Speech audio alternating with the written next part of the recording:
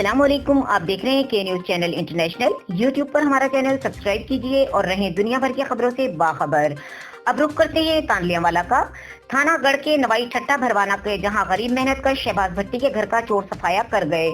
चोरों ने दीवार को नकब लगाकर गरीब मेहनतकश के उम्र भर की जमा पूंजी ले उड़े। इस पर रिपोर्ट करेंगे हमारे नुमाइंदे अली हसन साबरी।